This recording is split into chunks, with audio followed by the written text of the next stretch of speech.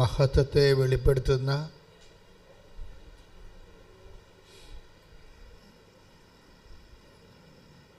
വിടുതൽ പ്രാപിപ്പിക്കുന്ന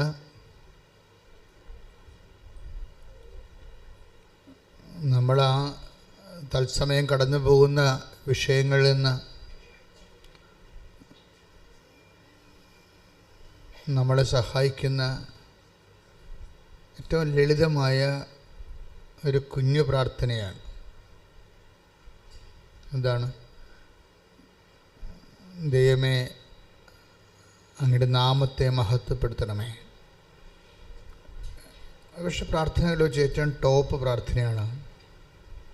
ഒന്ന് പറഞ്ഞ്, ദൈവമേ, അങ്ങയുടെ നാമത്തെ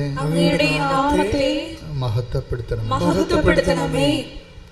ഇത്രയും പറയണമെങ്കിൽ നമുക്ക് കുറേ കാര്യങ്ങൾ വേണം. നമുക്ക് വിശ്വാസം വേണം, പിന്നെന്താണ്, ദൈവസ്നേഹം വേണം, പ്രത്യാശ വേണം. ഈ തിയോളജിക്കൽ വെർച്വസ് എല്ലാം വേണം. ദൈവികമായ പുണ്യങ്ങൾ എന്തൊക്കെയാണ്? വിശ്വാസം, പ്രത്യാശ, സ്നേഹം. ഇത്രയും ചില പ്രാർത്ഥനകൾക്ക് വിശ്വാസം മാത്രം മതി, ചില പ്രാർത്ഥനകൾക്ക് ദൈവസ്നേഹം മതി, ചില പ്രാർത്ഥന പ്രാർത്ഥിക്കാൻ നമുക്ക് വിശ്വാസം മതി, ചില പ്രാർത്ഥനകൾ പ്രാർത്ഥിക്കാൻ നമുക്ക് പ്രത്യാശ മതി. പക്ഷേ ഈ ഒരു വരി പ്രാർത്ഥന, ദൈവമേ അങ്ങയുടെ നാമത്തെ മഹത്വപ്പെടുത്തണമെന്ന് പ്രാർത്ഥിക്കാൻ നമുക്ക് വിശ്വാസം വേണം, പ്രത്യാശ വേണം, ദൈവസ്നേഹം വേണം. ഇത് ഈ തിന്മകളിൽ നിന്ന് വിടുവിക്കാൻ വേണ്ടി ഈ കുഞ്ഞു പ്രാർത്ഥന കർത്താവ് പഠിപ്പിച്ച പ്രാർത്ഥനയിൽ ഇൻകൾക്കേറ്റ് ചെയ്തിട്ടുണ്ട്. എന്താണ്? സ്വർഗസ്ഥനായ ഞങ്ങളുടെ പിതാവേ, അങ്ങയുടെ നാമം പൂജിതമാകണമേ. പക്ഷെ അതിൻ്റെ സമ്മറിയാണ് ഈ പറയണത്. ആ പ്രാർത്ഥനയും ചുരുക്കിയിട്ടാണ് ഒരു കുഞ്ഞു പ്രാർത്ഥന. എന്താണ്? പിതാവേ, അങ്ങയുടെ നാമത്തെ മഹത്വപ്പെടുത്തണമേ. ഇത് നമ്മളിങ്ങനെ അറിഞ്ഞ് ആവർത്തിച്ച് വണ്ടിയിൽ പോകുമ്പോഴും കാപ്പി അതിനെത്തുമ്പോഴും കഞ്ഞി ചെരിക്കുമ്പോഴും അല്ലെങ്കിൽ വാറ്റുമ്പോഴും ഒക്കെ ഈ മനസ്സിൽ നമുക്കൊരു മുടക്കവും കൂടാതെ പ്രാർത്ഥിക്കാൻ പറ്റിയതാണ്, അല്ലേ? അങ്ങയുടെ നാമത്തെ. ഇപ്പോൾ വില്ലേജ് ഓഫീസിൻ്റെ വാതിക്കൽ നമ്മൾ അങ്ങയുടെ വഴക്കം കേട്ട് നിൽക്കുകയാണ്. ഈ ജന്മത്തിൽ സംഭവം നടക്കത്തില്ല എന്ന് അവർ പറയുന്നു, എല്ലാവരും പറയുന്നു. അപ്പോഴും നമ്മൾ വിട്ടുകൊടുക്കത്തില്ല. എന്താ കാര്യം? ഇങ്ങനെ പല സർപ്പങ്ങളും തേളുകളും ഒക്കെ ഉണ്ടാവും നമ്മുടെ ജീവിതത്തിൽ. നിയമപരമായ തടസ്സങ്ങളുണ്ടാവും, ചിലപ്പോൾ നിയമപരമായ തടസ്സങ്ങളുണ്ടാവും, ചിലപ്പോൾ ശാരീരിക തടസ്സങ്ങളുണ്ടാവും, ചിലപ്പോൾ ടൈമിൻ്റെ തടസ്സമുണ്ടാവും, സമയത്തിൻ്റെ തടസ്സം. ഇങ്ങനെ വ്യത്യസ്തങ്ങളായ എല്ലാ തടസ്സങ്ങളെയും ഒറ്റയടിക്ക് ഒരു വലിയ മല പോലെ വന്ന കാർമേഘങ്ങളെ കാറ്റ് തുരത്തിക്കളയണ പോലെ കളയാൻ പറ്റുന്നതാണ് അങ്ങയുടെ നാമത്തെ മഹത്വപ്പെടുത്തണമേ. പറഞ്ഞേ, പിതാവേ എന്ന് പോലും വിളിക്കേണ്ട ആവശ്യമില്ല, രണ്ടുപേരും മതി. അങ്ങയുടെ നാമത്തെ മഹത്വപ്പെടുത്തണം. അപ്പം അത് പിതാവിനെയും പുത്രനെയും പരിശുദ്ധാത്മാവിനെയും എല്ലാം അതിൽ നമ്മൾ പ്രതീക്ഷിക്കുന്നുണ്ട്, നമ്മൾ പ്രീസപ്പോസ് ചെയ്യുന്നുണ്ട്. പക്ഷെ പറയുമ്പോഴെന്ത് വേണം? വിശ്വാസം വേണം, പ്രത്യാശ വേണം, സ്നേഹം വേണം. നമുക്ക് ആവതില്ലാതെ ഇരിക്കുന്ന സമയത്ത് ഇത് പറയാൻ പറ്റും. ഇപ്പം നമ്മൾ ഐസിയുലാണ്, ഓർമ്മയുണ്ട്. പക്ഷേ ഓർമ്മയുണ്ടെങ്കിൽ ഏറ്റവും പറയാവുന്ന പ്രാർത്ഥന ഇതാണ്: അങ്ങയുടെ നാമത്തെ മഹത്വപ്പെടുത്തുക. എല്ലാ വശത്തുനിന്നും സ്ട്രിപ്പ് കയറിക്കൊണ്ടിരിക്കുകയാണ്. ഓക്സിജൻ തരുന്നുണ്ട്, ആഹാരത്തിന് വേറെ ട്യൂബുണ്ട്, ഭക്ഷണത്തിന് വേറെ ട്യൂബുണ്ട്, മൂത്രത്തിന് പോകാൻ വേറെ ട്യൂബുണ്ട്, മൊത്തം ട്യൂബിൽ കിടക്കണം വിചാരിച്ചു. അപ്പോഴും നമുക്കൊരു ചെറിയ ഓർമ്മയുണ്ടെങ്കിൽ, ചെറിയ ഓർമ്മ മതി, മിനിമം വോൾട്ടേജ് ഓർമ്മ മതി. അങ്ങയുടെ നാമത്തെ മഹത്വപ്പെടുത്തണമേ. ഇപ്പം നമ്മൾ ആരുമില്ലാത്ത ചില സമയത്ത് ഒരു മനുഷ്യൻ്റെ തീഷ്ണത അളക്കണ എപ്പോഴാണെന്നറിയാവോ? ഗ്രൂപ്പിൽ വെച്ച് അവനെന്ത് പറഞ്ഞു എന്നുള്ളതല്ല പ്രശ്നം. കമ്മ്യൂണിറ്റി, സമൂഹത്തിൽ വെച്ച് അവനെന്ത് പറഞ്ഞു, എന്ത് പ്രഖ്യാപിച്ചു എന്നുള്ളതല്ല. ദൈവം തിരഞ്ഞെടുത്തവരെ ദൈവം തിരഞ്ഞെടുക്കുമ്പോൾ സംഭവിക്കുന്നത് ദൈവവും നീയും മാത്രമാകുന്ന ഒരു അഭിമുഖത്തിന് നിന്നെ തിരഞ്ഞെടുക്കും ദൈവം. അവിടെ വേറെ ആരും ഉണ്ടാകത്തില്ല. അപ്പ, അമ്മ, ചിറ്റപ്പ, നോബഡി ആരും ഉണ്ടാകത്തില്ല. നിൻ്റെ കോച്ച്, നിൻ്റെ ട്രെയിനറ് ആരും ഉണ്ടാകത്തില്ല. നോബഡി. നീ എപ്പോഴും ശ്രദ്ധിക്കേണ്ട വിഷയം ഓർക്കണത്, നിങ്ങളുടെ ജീവിതത്തിൽ നിങ്ങൾ മാത്രമാകുന്നു. ഇപ്പോൾ കോടതി കയറി നിൽക്കുകയാണ് നമ്മൾ. ഇപ്പം ഞാൻ കൂട്ടി കയറി നിന്നിട്ടുണ്ട് 2 പ്രാവശ്യം. അപ്പോഴേ കോടതി കയറി നിൽക്കുകയാണ്. ആ സമയത്ത് നമ്മളോട് ആയിട്ടാണ് മജിസ്ട്രേറ്റ് ചോദിക്കണത്. ആ സമയത്ത് നമുക്ക് പറഞ്ഞു തരാൻ നമ്മുടെ വക്കീലൊക്കെ ഉണ്ടെങ്കിലും വക്കീൽ പറഞ്ഞു തരാൻ പറ്റത്തില്ല. ആ സമയത്ത് നമ്മളോട് ഡയറക്റ്റ് നമ്മളെ വിസ്തരിക്കുകയല്ലേ, ഡയറക്റ്റ് ചോദിക്കുകയും. അപ്പോഴേ ഈശോ ഇങ്ങനെയുള്ള സെക്കുലർ മൂവ്മെൻറ്റ്സ്, സെക്ലൂഡഡ് ആയിട്ടുള്ള മൂവ്മെൻറ്റ്സിനെ ബൈബിൾ സുന്ദരമായ രീതിയിൽ അഡ്രസ്സ് ചെയ്യും. എന്താണ്? നീ ഇങ്ങനെ നിർത്തപ്പെടുന്ന സമയമുണ്ട്, ഇങ്ങനെ നീ നിർത്തപ്പെടും. അങ്ങനെ എവിടെ നിർത്തപ്പെട്ടാലും, അധികാരസ്ഥാനത്തായാലും ശരി, നിയമ ഉത്തരവാദിത്തമുള്ള സ്ഥലത്തായാലും ശരി, നീ ഒറ്റക്ക് നിർത്തപ്പെടുന്ന സ്ഥലം. ഈ ഒറ്റക്ക് നിർത്തപ്പെടുന്ന സ്ഥലത്ത് എത്ര കൗണ്ട്, നമ്മുടെ ഒരു ആധ്യാത്മികത കൗണ്ട് നമുക്ക് അളക്കണത് എത്ര പ്രാവശ്യം നമ്മൾ ഒറ്റക്ക് നിർത്തപ്പെട്ടു എന്നുള്ളതിൻ്റെ ഒരു കൗണ്ടിലാണ്. എല്ലാം അങ്ങനെയാണെന്ന് അറിയത്തില്ല. ഞാൻ പഠിച്ചത് ഞാൻ നിങ്ങളോട് പറയുന്നു. എൻ്റെ കർത്താവ് മനസ്സിലാക്കി തന്ന സത്യങ്ങൾ, എൻ്റെ വചനം കേൾക്കുന്ന, എന്നിലൂടെ ദൈവത്തെ കേൾക്കുന്ന, എൻ്റെ വചനം ഞാൻ പറയാൻ പറ്റത്തില്ല, എൻ്റെ വചനമല്ല ഞാൻ പറയണം. എന്നിലൂടെ ദൈവത്തെ കേൾക്കുന്നവർക്ക് ദൈവത്തിൻ്റെ ആഹാരമാണത് കൊടുക്കണേ. എന്താ കാര്യം? Count your secluded time. എന്നുവെച്ചാൽ നീ ഒറ്റക്ക് നിർത്തപ്പെടുന്ന സ്ഥലങ്ങളെ നീ ശ്രദ്ധിക്കുക. അവിടെ നമുക്ക് ഗ്യാരണ്ടി ഉണ്ട്. എന്താണ്? 12:12 ഗ്യാരണ്ടി എന്താണ്? വായിച്ചോളൂ. ലുക്ക 12:12. ശ്രുതികട്ടെ. Hallelujah, hallelujah, hallelujah, hallelujah. യേശുവേ നന്ദി. Hallelujah, hallelujah. ലൂക്ക 12:12. എന്താണ് പറയേണ്ടതെന്ന് ആ സമയത്ത് പരിശുദ്ധാത്മാവ് നിങ്ങളെ പഠിപ്പിക്കും. ഇത് ഭയങ്കര സംഭവമല്ലേ? എന്താണ്? നിങ്ങളെ ഒറ്റക്ക് നിർത്തപ്പെടുന്ന സമയം, അധികാരസ്ഥാനത്തോ വേറെ ഏതെങ്കിലും സിറ്റുവേഷനിലോ, നിങ്ങൾ ഇപ്പോൾ രോഗത്തിൻ്റെ മുഖത്തോ ഒറ്റക്ക് നിർത്തപ്പെടുന്ന സമയം, ആ സമയത്ത് നിങ്ങൾ ആകുലപ്പെടേണ്ട. എന്താണ്? ആ സമയത്ത് നിങ്ങൾ പറയേണ്ടത് എന്താണെന്ന് നിങ്ങൾക്ക് വേണ്ടി പറയാൻ ഞാൻ ആളെ നിശ്ചയിച്ചിട്ടുണ്ട്. എൻ്റെ മക്കളെ, വിശ്വാസ ജീവിതം എന്ന് പറയണത് ഇന്നോ നാളെയോ അങ്ങ് അവസാനിക്കണതല്ല. ഇത് ഓരോ പാഠം കഴിയുമ്പോൾ അടുത്ത പാഠം വരും. ആ ഒരു പാഠം കഴിയുമ്പോഴേ, ഇപ്പോഴ് ഞാൻ നിങ്ങൾ പറയട്ടെ, ഈശോ ഒരു വാക്ക് പറഞ്ഞായിരുന്നല്ലോ, നിങ്ങളുടെ ഹൃദയം, നിങ്ങളുടെ നിക്ഷേപം എവിടെയോ അവിടെ ആയിരിക്കും നിങ്ങളുടെ take the word of God. നിങ്ങളുടെ നിക്ഷേപം എവിടെയോ അവിടെയായിരിക്കും നിങ്ങളുടെ ഹൃദയവും. Take the word of God. ശ്രുതികട്ടെ മക്കളെ. Hallelujah, hallelujah, hallelujah, hallelujah, hallelujah. യേശുവേ നന്ദി. Hallelujah, hallelujah, hallelujah, hallelujah, hallelujah, hallelujah, hallelujah, hallelujah, hallelujah. യേശുവേ ആരാധന, ആരാധന, ആരാധന. ലൂക്ക 12:34. ലൂക്ക 12:34. നിന്റെ നിക്ഷേപം എവിടെയോ അവിടെ നിന്റെ ഹൃദയവും. കേൾക്കുമ്പോൾ സിമ്പിൾ വാക്കാണ്. ഇപ്പം അച്ഛൻ്റെ മനസ്സിൽ ഈശോ തന്നുകൊണ്ട് ഞാൻ നിങ്ങളോട്, കർത്താവാണ് ഓൺലൈനിൽ സംസാരിക്കണത്, ഞാനിങ്ങനെ ശബ്ദം കൊടുക്കണമെന്നേ ഉള്ളൂ. എന്താ വചനം പറഞ്ഞ്? നിന്റെ നിക്ഷേപം എവിടെയോ എന്ന് പറഞ്ഞ്, നിങ്ങളുടെ നിക്ഷേപം എവിടെയോ അവിടെ നിന്റെ ഹൃദയവും. അവിടെയായിരിക്കും നിന്റെ ഹൃദയവും. നമ്മുടെ ഹൃദയം എവിടെയായിരിക്കും? ഇപ്പം ഈശോ എന്താ പറഞ്ഞത്? നിങ്ങളുടെ നിക്ഷേപം എവിടെയോ അവിടെയായിരിക്കും നിങ്ങളുടെ ഹൃദയവും. ലൂക്ക 12:31 മുതലുള്ള തിരുവചനങ്ങൾ.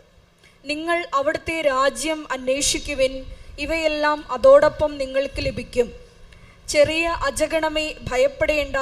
എന്തെന്നാൽ നിങ്ങൾക്ക് രാജ്യം നൽകാൻ നിങ്ങളുടെ പിതാവ് പ്രസാദിച്ചിരിക്കുന്നു. നിങ്ങളുടെ സമ്പത്ത് വിറ്റ് ദാനം ചെയ്യുവിൻ. പഴകിപ്പോകാത്ത പണസഞ്ചികൾ കരുതി വയ്ക്കുവിൻ. ഒടുങ്ങാത്ത നിക്ഷേപം സ്വർഗത്തിൽ സംഭരിച്ചു വയ്ക്കുവിൻ. അവിടെ കള്ളന്മാർ കടന്നു വരികയോ ചിതൽ നശിപ്പിക്കുകയോ ഇല്ല. പറഞ്ഞ ഒടുങ്ങാത്ത നിക്ഷേപം, ഒടുങ്ങാത്ത നിക്ഷേപം സ്വർഗത്തിൽ കരുതി വെക്കുവിൻ. അപ്പൊ ഈശോയുടെ മനസ്സ് മനസ്സിലായില്ലേ? ഇപ്പൊ നമുക്ക് ഈശോയെ മനസ്സിലാക്കാതെ നമുക്ക് ജീവിതം മനസ്സിലാകത്തില്ല. കാര്യം ഈശോ സ്വർഗത്തിന് വേണ്ടി ഏതറ്റം വരെയും പോയ ആളാണ്. പനി പിടിച്ച് മരിച്ച ആളല്ല, അറിയാമല്ല. കോവിഡ് വന്ന് മരിച്ചതുമില്ല. കുരിശിൽ കിടന്ന് മരിച്ചതിൻ്റെ പിന്നിൽ ഒറ്റ സത്യം മാത്രമേ ഉള്ളൂ: ദൈവിക ജീവൻ നഷ്ടപ്പെട്ടത് പുനരുദ്ധരിക്കണം, നിത്യത വരെ നമ്മളെ എത്തിക്കണം. അപ്പോൾ ഈശോയുടെ ഒരു അങ്ങനെ ഉള്ള ഈശോയാണ് നമ്മൾ ശ്രദ്ധിക്കുക. നിങ്ങൾ ഇന്ന് പറയണ കുറേ പ്രശ്നങ്ങളില്ലേ, ഞാനും നിങ്ങളും പറയുന്ന ജീവിത പ്രശ്നങ്ങൾ, ഈ ജീവിത പ്രശ്നങ്ങളൊക്കെ അതിനെ ഡയറക്റ്റ് നമ്മൾ അഭിമുഖീകരിക്കുകയാണെങ്കിൽ കുറേ ടൈം എടുക്കും. പറഞ്ഞ മനസ്സിലായോ? നിങ്ങളുടെ വീട്, ഞാൻ പറയുന്നത് ശ്രദ്ധിച്ച് കേൾക്കണം. നിങ്ങളുടെ വീട്, ജോലി, വിവാഹം, രോഗം, കടങ്ങൾ, ജപ്തി, വഴിയില്ല, വിവാഹം നടക്കണില്ല, നിങ്ങൾ ആ സബ്ജക്റ്റിനെ ഡയറക്റ്റ് ആക്രമിക്കാൻ പോയാൽ കുറേ സമയമെടുക്കും. സമയം കുറയ്ക്കാനുള്ള പരിപാടി പറയുകയാണ്.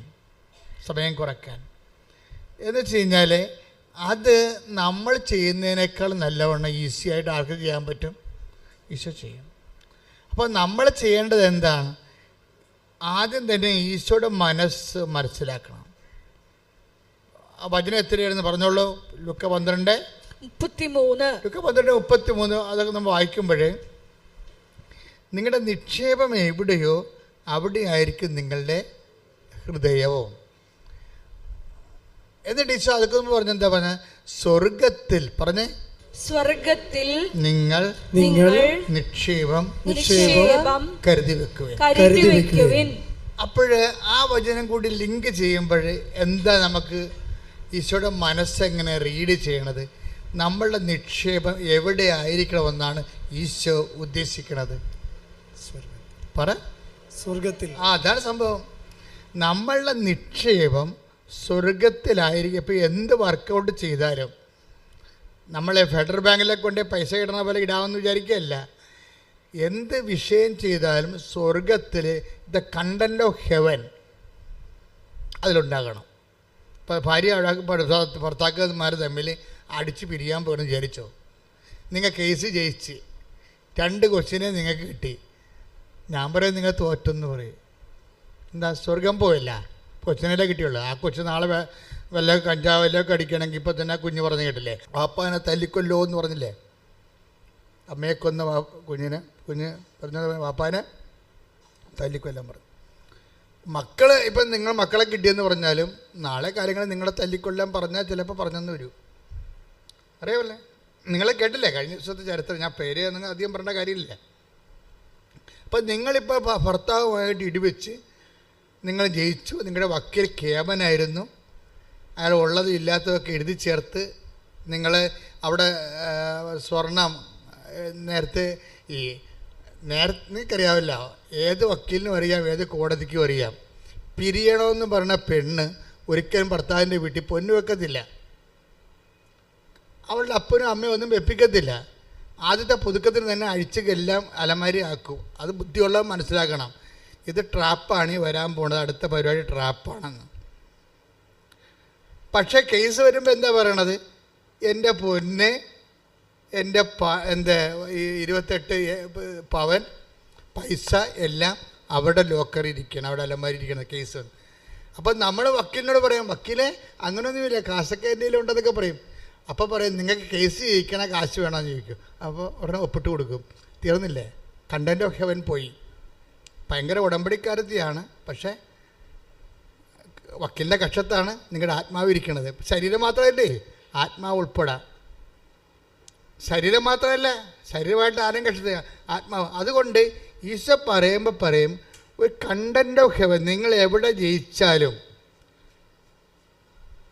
എത്ര കാലത്തേക്ക് ജയിക്കാൻ പറ്റും, എത്ര കാലത്തേക്ക് ജയിക്കാൻ പറ്റും, ഈ ജീവിക്കണ ഇത്രയും കാലം ജീവിക്കാൻ പറ്റും അല്ലേ? അതായത് വേണ്ട സമയത്ത് നിങ്ങൾ കർത്താവിനെ തള്ളിപ്പറഞ്ഞിട്ടുണ്ട്.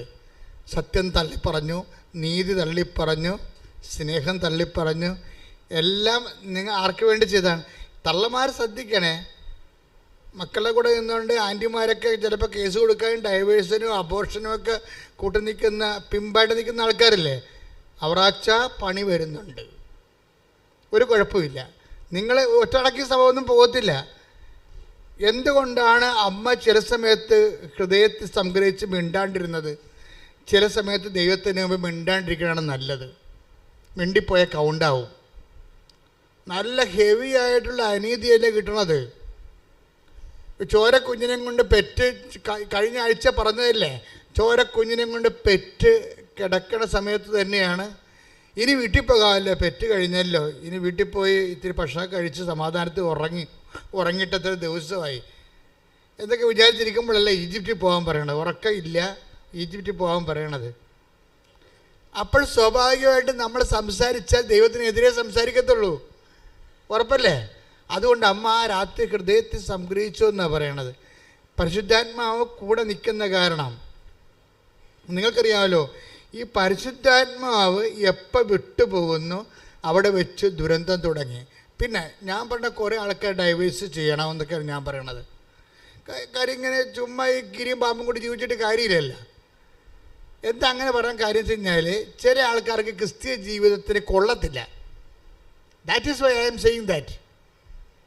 ചില ആൾക്കാർ ഡൈവേഴ്സ് ചെയ്യണം, ചില ആൾക്കാർ വെള്ളം അടിക്കണം, ചില ആൾക്കാർ കഞ്ചാവ് വിൽക്കണം, ചില ആൾക്കാർക്ക് കാര്യം പണത്തോട് ഭയങ്കര ഗ്രീഡിയുള്ള ആൾക്കാർ, ചില ആൾക്കാർ പലിശയായിട്ട് തന്നെ ജീവിച്ച് തീരണം. പലിശ വാങ്ങിച്ച് ആരെ കണ്ടാലും പലിശ കിട്ടുക. അമ്മയ്ക്ക് പോലും മരുന്ന് മേടിക്കാൻ കാശ് കൊടുക്കത്തില്ല. പക്ഷേ അതേസമയം അയൽവാസിക്ക് കാശ് ആവശ്യത്തിന് കൊടുക്കും. എന്താ കാര്യം? അയൽവാസിക്ക് കൊടുത്താൽ പലിശ നമുക്ക് കിട്ടും, അമ്മക്ക് മരുന്ന് മേടിക്കാൻ കൊടുത്താൽ കാശ് കിട്ടത്തില്ല. അപ്പം കുറേ ആൾക്കാർ പലിശയായിട്ട് തന്നെ ജീവിക്കണം. എന്താ കാര്യം? അവർക്ക് ക്രിസ്തീയ ജീവിതത്തിന് വേണ്ടി പറ്റത്തില്ല. അതാണ് പ്രശ്നം. ക്രിസ്തീയ ജീവിതം എന്ന് പറഞ്ഞാൽ സത്യസന്ധമായ ജീവിതമല്ലേ. സ്വർഗത്തിന് വേണ്ടി എന്തും ചെലവഴിക്കാൻ വേണ്ടി ക്രിസ്തു ക്രൂശിക്കപ്പെട്ടിട്ട് വേണ്ടിയെടുത്ത ജീവിതമല്ലേ. അപ്പോൾ അതുകൊണ്ടാണ് ഈശോ പറഞ്ഞത്, ചെറിയ അജഗണമേ ഭയപ്പെടേണ്ടെന്ന് പറയും. Take the word of God. ചെറിയ അജഗണമേ ശ്രദ്ധിക്കട്ടെ. Hallelujah hallelujah hallelujah. 12:32 ചെറിയ അജഗണമേ ഭയപ്പെടേണ്ട, എന്തെന്നാൽ നിങ്ങൾക്ക് രാജ്യം നൽകാൻ നിങ്ങളുടെ പിതാവ് പ്രസാദിച്ചിരിക്കുന്നു. അപ്പൊ ഈ കണ്ട കെട്ടുകാഴ്ച ഒന്നുമില്ല. അജഗണം ചെറുതാണെന്നല്ലേ പറയണം. അജഗണം ചെറുതാണ്. ഇപ്പൊ കർത്താവിൻ്റെ വചനം കേൾക്കുമ്പോൾ അതിൻ്റെ അകത്ത് സ്വർഗത്തിൻ്റെ, നമ്മൾ തോറ്റാലും ശരി എൻ്റെ കർത്താവ് ജയിക്കണം, അവൻ്റെ വചനം ജയിക്കണം എന്ന് വിചാരിച്ചുകൊണ്ട് നമ്മൾ കേസ് തോറ്റു കൊടുക്കുന്നവരുണ്ട്. ചിലപ്പോൾ കൊച്ചു നഷ്ടപ്പെടും, ചിലപ്പോൾ അവർ പൊന്ന് നഷ്ടപ്പെടും, കേസ് അവർ തോക്കും. അപ്പോഴൊരു മനസ്സിൽ പരിശുദ്ധാത്മാവ് വരും, കേസ് തോറ്റെന്നേ ഉള്ളൂ, കർത്താവ് നിന്നെ തോറ്റിട്ടില്ല, നീ കർത്താവിനെ ജയിപ്പിച്ചുകൊണ്ടാണ് കോടതിയിൽ നിന്ന് ഇറങ്ങി പോന്നിരിക്കണത്. ഒരിക്കലും നീക്കറിയാവില്ല, ക്രിസ്തുവിനെ തോൽപ്പിക്കാൻ പറ്റത്തില്ല. ക്രിസ്തുവിനെ തോൽപ്പിച്ചുകൊണ്ട് ലോകത്തെ നേടിയെടുത്ത് കഴിഞ്ഞാൽ ആത്യന്തികമായ പരാജയം ആരുടേതായിരിക്കും? നമ്മുടേതായിരിക്കും. പക്ഷേ ഇത് പറഞ്ഞു തരുന്നതന്നെ ആര് വേണം? സ്വീകരിക്കണമെങ്കിൽ എന്ത് വേണം? പരിശുദ്ധാത്മാവ് വേണം. പ്രാർത്ഥിക്കുക, കർത്താവേ അങ്ങയുടെ പരിശുദ്ധാത്മാവിനെ സ്വീകരിക്കുവാനും ആത്മാവിൽ നിലനിൽക്കുവാനും ചെറിയ അജഗണത്തിന്റെ കൂടെ കൂട്ടപ്പെടുവാനും അമ്മേ പരിശുദ്ധമ്മേ എനിക്ക് വേണ്ടി അങ്ങയുടെ തിരുക്കുമാരനോട് പ്രാർത്ഥിക്കണമേ. ശ്രദ്ധിക്കട്ടെ.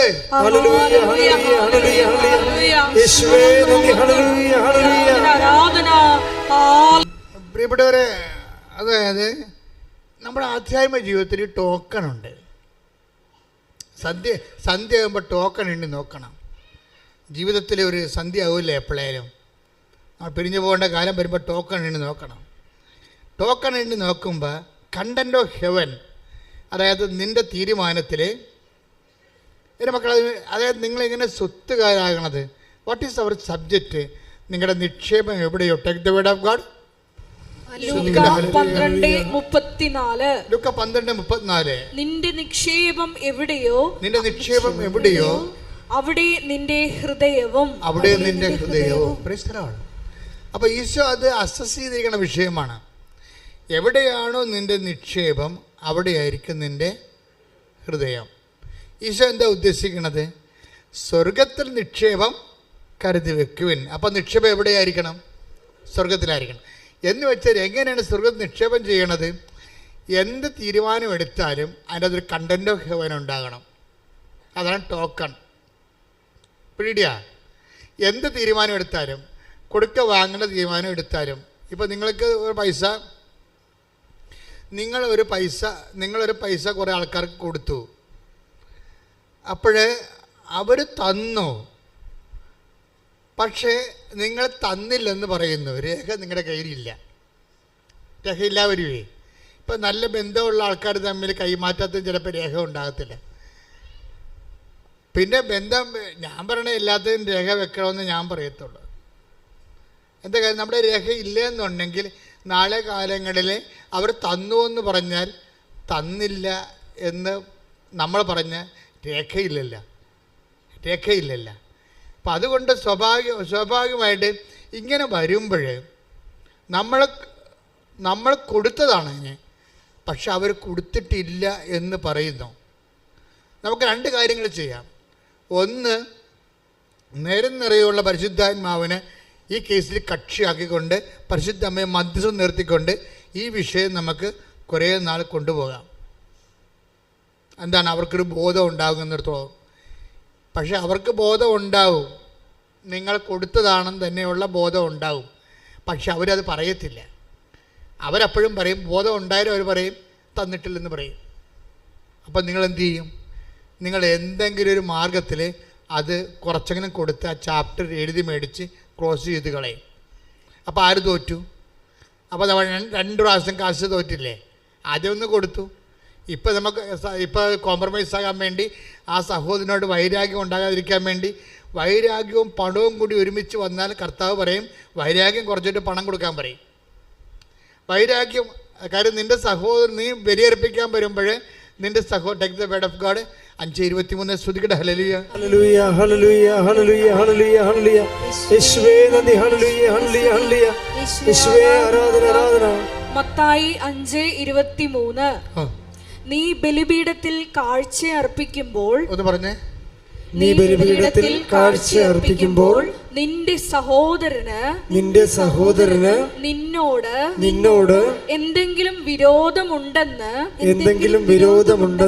അവിടെ വെച്ച് ഓർത്താൽ കാഴ്ച വസ്തു അവിടെ ബലിപീഠത്തിന് മുമ്പിൽ വെച്ചിട്ട് പോയി സഹോദരനോട് രമ്യതപ്പെടുക. പിന്നെ വന്ന് കാഴ്ചയർപ്പിക്കുക. അപ്പൊ സ്വത്തിൻ്റെയോ സ്ഥാവരയോ വസ്തുക്കളുടെയോ മേലിലെ സഹോദരന്മാരുടെ ഭിന്നത ഉണ്ടായിക്കഴിഞ്ഞാൽ നമ്മൾ കൊടുത്തതാണ്, അവർ കൊടുത്തില്ലെന്നാണ് പറയണത്. പിന്നെ അവർക്ക് ബോധം വന്നു കിട്ടിയതാണെന്ന്, പക്ഷെ അവർ അംഗീകരിക്കണില്ല. പോരട്ടെ എന്നാണ് അവർ വിചാരിക്കുന്നത്. വൈരാഗ്യത്തെ തന്നെ അവർ നിലനിർത്തുന്നു.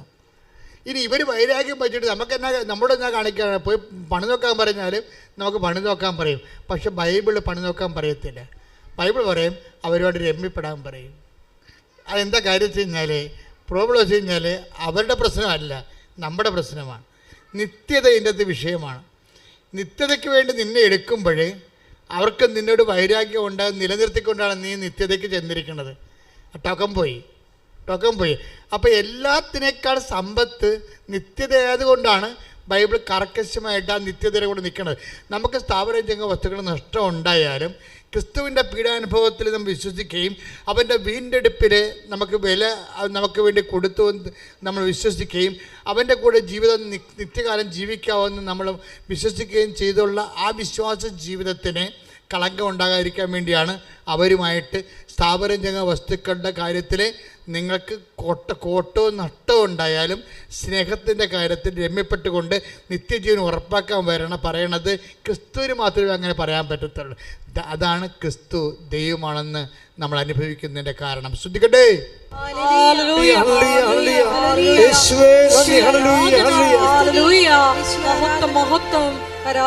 പരമദിവ്യകാരുണ്യത്തിന് ആരാധനയും സ്തുതിയും പുകഴ്ചയും ഉണ്ടാകട്ടെ. നിങ്ങൾക്ക് ചിലപ്പോഴും ഈ പറയുന്നത് എനിക്ക് തോന്നണതാണ്. ഇപ്പം 100 പേര് ഇത് കേൾക്കുന്നുണ്ട് ഞാൻ പറയുന്നത്. 98 പേർക്കും മനസ്സിലാകും ഇത് പ്രാക്ടിക്കലല്ലെന്ന്. അതാണ് എൻ്റെ ഒരു സന്തോഷം. കാരണം ഇത് പ്രാക്ടിക്കലല്ല. ദാറ്റ് മീൻസ് 98 പേര് നിത്യതയ്ക്ക് വേണ്ടി വിളിക്കപ്പെട്ടിട്ടില്ല. നിങ്ങൾക്ക് ചത്തി പിരിഞ്ഞു പോകാം, ഇഷ്ടമുള്ള കാണിക്കാം, ഇവിടെ ഒരു പ്രശ്നമില്ല.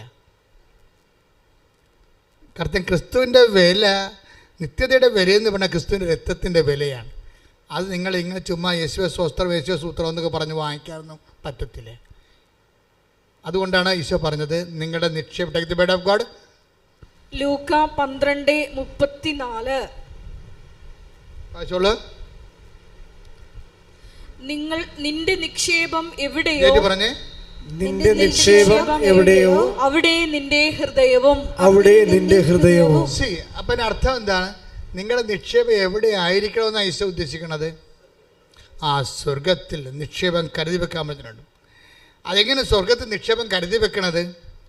എന്ത് തീരുമാനിച്ചാലും എന്ത് ചെയ്താലും അതിനകത്തൊരു കണ്ടൻറ്റ് സ്വർഗത്തിൻ്റെതായിരിക്കണം. സ്വർഗത്തെ മുൻനിർത്തിക്കൊണ്ട്, എന്നുവെച്ചാൽ സ്വർഗം എന്തുകൊണ്ട് എന്താ ഉദ്ദേശിക്കണത്? നിത്യതയെ മുൻനിർത്തിക്കൊണ്ടാണ്. ഇപ്പോൾ നമുക്കൊന്നും ചെയ്യാൻ പറ്റാതിരിക്കുന്നതും പേഷ്യൻ്റ് കാണിക്കണതും എന്താ കാര്യം? ഈ നിത്യത എന്നുള്ള കണ്ടൻ്റ് ഉള്ളത് കൊണ്ടാണ്. കാര്യം അമ്മയെ ഞാൻ നേരെ കണ്ടതല്ലേ, ഞാനിത് പറഞ്ഞില്ലെങ്കിൽ പറയാതെ അങ്ങോട്ട് ചെന്നിട്ട് കാര്യമില്ലേ? അതാണ് പ്രശ്നം. നിങ്ങൾ ആരും വിശ്വസിച്ചില്ലെങ്കിലും എല്ലാവരും ഇറങ്ങിപ്പോയാലും എനിക്കിത് പറയേണ്ടി വരും. കാര്യം എന്താണ്? നിത്യതയെന്ന് പറഞ്ഞ സംഭവം അമ്മയെ ഞാൻ നേരെ തന്നെ കണ്ണേ കണ്ടതാണ്. അപ്പോൾ അത് ഞാൻ പറഞ്ഞില്ലെങ്കിൽ പിന്നെ ഉടമ്പടിയെക്കുറിച്ച് പറഞ്ഞിട്ട് ആൾക്കാരെ മുഴുവൻ ലോകത്തിലുള്ള എല്ലാ ആൾക്കാരും ഇവിടെ ഉണ്ട്. എല്ലാവരും വന്നിരിക്കണം. IELTS പാസ്സാകാനും വസ്തു വിൽക്കാനും കല്യാണം നടത്താനും കുഞ്ഞുങ്ങൾ ജയിക്കാനും ഒക്കെ എല്ലാവർക്കും ദൈവം അതെല്ലാം കൊടുക്കുന്നുണ്ട്. അത് ഈ ജീവിതത്തിന് വേണ്ടി മാത്രമുള്ളതാണ്. പക്ഷേ ഈ ജീവിതത്തിന് വേണ്ടി മാത്രമാണ് നിങ്ങൾ യേശുക്രിസ്തു പ്രത്യാശ അർപ്പിച്ചെങ്കിൽ. 1 കൊറിന്തോസ് 15:19. ഈ ജീവിതത്തിന് വേണ്ടി മാത്രം, പറഞ്ഞേ, ഈ ജീവിതത്തിന് വേണ്ടി മാത്രം ക്രിസ്തുവിൽ പ്രത്യാശ വച്ചിട്ടുള്ളവരാണെങ്കിൽ നമ്മൾ എല്ലാ മനുഷ്യരെക്കാൾ നിർഭാഗ്യരാണ്. അതാ പ്രശ്നം. എന്തൊരു ക്ലിയർ ആണ് വേട്. 1 കൊറിന്തോസ് 15:19 എന്താ പറയണത്? ഈ ജീവിതത്തിന് വേണ്ടി മാത്രമാണ്. പറഞ്ഞേ, ഈ ജീവിതത്തിന് വേണ്ടി മാത്രമാണ് നിങ്ങൾ യേശുക്രിസ്തുവിൽ പ്രത്യാശ വെച്ചിട്ടുള്ളതെങ്കിൽ മറ്റെല്ലാ മനുഷ്യരെക്കാളും നിങ്ങൾ ഹതഭാഗ്യരാണ്. സംഭവം. അപ്പൊ യേശുക്രിസ്തുവിൽ പ്രത്യാശ അർപ്പിക്കുന്നത് ഈ ജീവിതത്തിന് വേണ്ടി മാത്രമല്ല, ഈ ജീവിതത്തിന് വേണ്ടിയാണെന്നല്ല, ഈ ജീവിതത്തിന് വേണ്ടി മാത്രമെന്നാണ് പറഞ്ഞിരിക്കുന്നത്. വെച്ചാൽ ഈ ജീവിതത്തിനുള്ളതും കർത്താവ് ക്രമീകരിക്കും, വരാൻ പോകുന്ന ജീവിതത്തിനുള്ളതും കർത്താവ് ക്രമീകരിക്കും. കാരണം എന്താണ്? ക്രിസ്തു എല്ലാമാണ്. Take the word of God. 3:11. ശ്രദ്ധിക്കട്ടെ. Hallelujah hallelujah hallelujah. യേശുവേ നന്ദി നന്ദി. Hallelujah hallelujah hallelujah. യേശുവേ സ്തുതി. ഹല്ലേലൂയ ഹല്ലേലൂയ. കൊളോസസ് 3:11.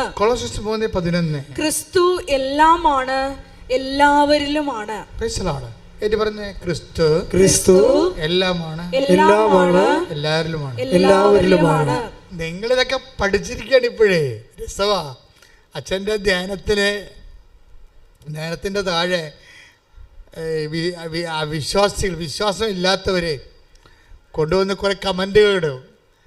ആൾക്കാരെന്താ ചെയ്യണത്? ആൾക്കാർ ഉടനെ തന്നെ ഉടമ്പടിയുടെ വചനങ്ങൾ, അവർക്കറിയാവുന്ന വചനങ്ങൾ കോട്ട് ചെയ്തിട്ട് അതിനെ റിഫ്യൂട്ട് ചെയ്ത് കളയും. കാര്യം ഇപ്പം ജനങ്ങൾക്ക് വചനങ്ങൾ അറിയാം, ജനങ്ങൾക്ക് ആത്മീയ ജീവിതം അറിയാം. പിന്നെ ഞാൻ എന്താ നോക്കണമെന്ന് വെച്ച് കഴിഞ്ഞാൽ, ഞാൻ ക്രിസ്തുവിന് എപ്പോഴും ഒരു മനസ്സുണ്ടേ. എന്നുവെച്ചാൽ ഞാൻ ഇരിക്കുന്നിടത്ത് നിങ്ങളും ആയിരിക്കണം. Take the word of God. ശ്രദ്ധിക്കട്ടെ. Hallelujah hallelujah hallelujah hallelujah hallelujah. യേശുവേ നന്ദി നന്ദി. ഹല്ലേലൂയ ഹല്ലേലൂയ. യോഹന്നാൻ 14:3. യോഹന്നാൻ 14:3. ഞാൻ പോയി നിങ്ങൾക്ക് സ്ഥലം ഒരുക്കി കഴിയുമ്പോൾ പറഞ്ഞേ, ഞാൻ പോയി നിങ്ങൾക്ക് സ്ഥലം ഒരുക്കി കഴിയുമ്പോൾ ഞാൻ ആയിരിക്കുന്നിടത്ത് നിങ്ങളും ആയിരിക്കേണ്ടതിന് ഞാൻ വീണ്ടും വന്ന് നിങ്ങളെയും കൂട്ടിക്കൊണ്ടുപോകും. അപ്പൊ എന്നല്ലെങ്കിൽ നാളെ കർത്താവിൽ യാത്രയാകുന്നവനെ കൂട്ടിക്കൊണ്ടു പോണത് ആരാണെന്ന് ഉറപ്പാണല്ല. ഞാൻ വീണ്ടും വന്ന് നിങ്ങളെ കൂട്ടിക്കൊണ്ടുപോകും. അതുകൊണ്ടാണ് മരണത്തെ ഭയമില്ലാത്തത്. കർത്താവ് കൂട്ടിക്കൊണ്ടുപോകാൻ ചാരത്ത് നിൽക്കുന്നത് കൊണ്ട്, ആ ബോധമുള്ളത് കൊണ്ടാണ് മരണത്തെ ഭയക്കാത്തത്. അതായത് ഞാൻ വീണ്ടും വന്ന് നിങ്ങളെ കൂട്ടിക്കൊണ്ടുപോകും. കാരണം എന്താണ്? ഞാനിരിക്കുന്നിടത്ത്, ഏറ്റു പറഞ്ഞു, ഞാനിരിക്കുന്നിടത്ത് നിങ്ങളും ആയിരിക്കണം. ഞാൻ എവിടേക്കാണ് പോകുന്നതെന്ന് പറഞ്ഞേ, എവിടേക്കാണ് പോകുന്നതെന്ന് നിങ്ങൾക്കറിയാം. അപ്പോൾ തോമസ് പറഞ്ഞു, കർത്താവേ, അങ്ങ് എവിടേക്ക് പോകുന്നുവെന്ന് ഞങ്ങൾക്കറിയത്തില്ല. പിന്നെ വഴി ഞങ്ങൾ എങ്ങനെ അറിയും? അപ്പോൾ ഈശോ പറഞ്ഞു, ഞാനാകുന്നു വഴിയും സത്യവും ജീവനും. ഞാനാകുന്നു വഴിയും സത്യവും ജീവനും. ഞാൻ വഴിയല്ലാതെ ആരും പിതാവിന്റെ ഭവനത്തിൽ എത്തുന്നില്ല. Hallelujah hallelujah hallelujah. യേശുവേ നന്ദി. Hallelujah hallelujah hallelujah hallelujah hallelujah. മക്കളെ, കണ്ടന്റ് ഓഫ് ഹെവൻ, സ്വർഗത്തിൻ്റെ ഒരു കണം. നമ്മൾ ദൈവക്കണമെന്ന് ശാസ്ത്രജ്ഞന്മാർ പറയത്തില്ലേ, അതുപോലൊരു ദൈവക്കണം, ഒരു ഡിവൈൻ മോളിക്യൂൾ നമ്മളുടെ എല്ലാ പ്രവർത്തനങ്ങളുടെയും ചെയ്തികളുടെയും സംസാരങ്ങളുടെയും ഉള്ളിൽ ഒരു ദൈവക്കണമുണ്ടാകും. ദൈവക്കണം ഉണ്ടാകണം എന്നുവെച്ചാൽ അത് സ്വർഗത്തിൻ്റെ കണമായിരിക്കണം. സ്വർഗത്തിൻ്റെ കണിക എന്താണത്? എന്നെയും നിന്നെയും നിത്യതയോട് അടുപ്പിക്കുന്ന കർത്താവിൻ്റെ വചനത്തിൻ്റെ നിറവേറ്റമായിരിക്കണം നമ്മുടെ ജീവിതം. കൈയടിച്ച് കർത്താവോട് ഞങ്ങൾ വാക്കാലും പ്രവൃത്തിയാലും ആരാധനയിലൂടെ ഞങ്ങളെ പ്രത്യേകം അഭിഷേകം ചെയ്യണമേ.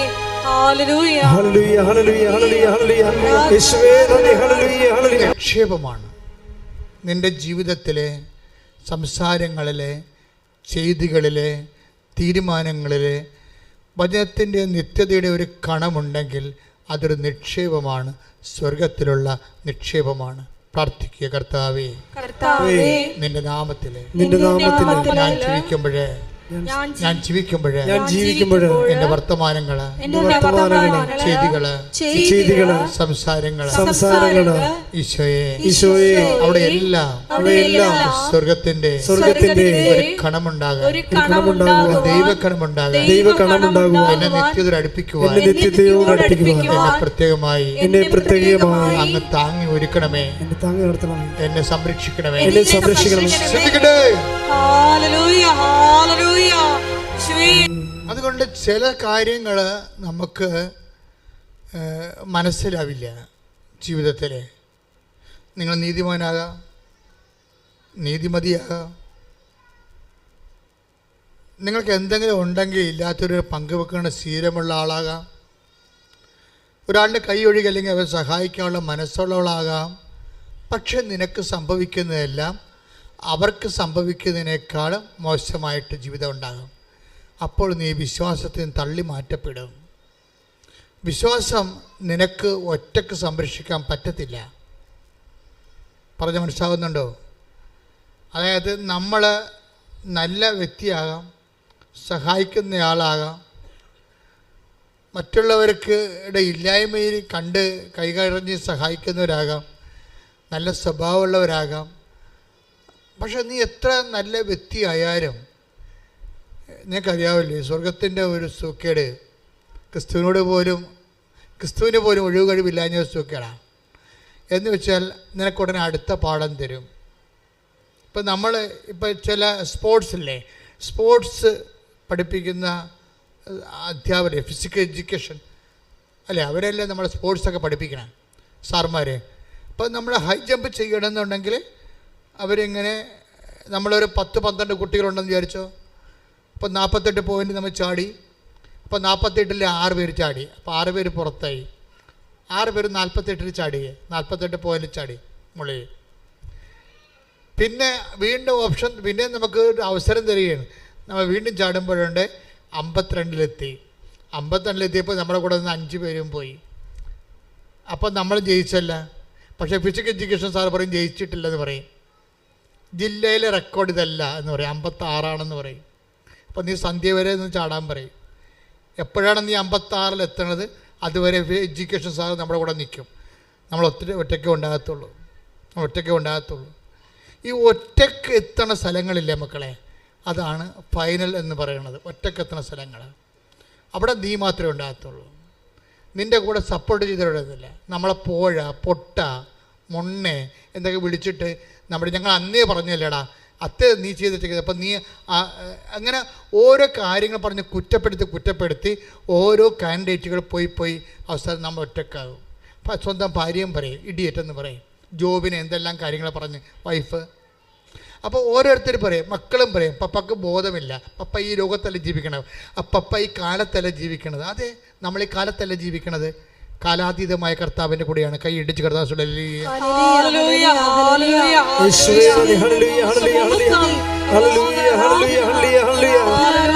പ്രിയപ്പെട്ടവരെ, ഇതുപോലെ ക്രിസ്തുവിൻ്റെ പേരിൽ ക്രിസ്തുവിന് വേണ്ടി ഒറ്റക്ക് നിർത്തപ്പെടുന്ന ഒരു മുഹൂർത്തമെങ്കിലും ഒരു മാസം നിനക്ക് കിട്ടിയാൽ നീ രക്ഷപ്പെടും.